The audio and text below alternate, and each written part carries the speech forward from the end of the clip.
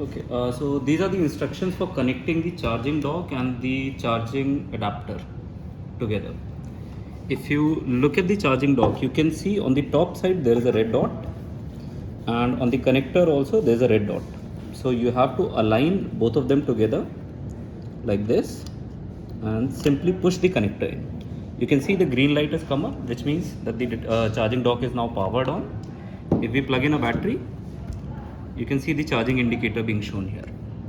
Now the important part is to learn how to remove this connector. So what you have to do is you have to hold this part, this metal part which has a grip on it. You just hold this part and pull it back. That's it. Again, to insert, align the red dots and push it in. To remove, just hold this part and pull it out. Once it is connected, you do not have to twist the connector or pull the cable or anything else. You just have to hold this part and pull it out.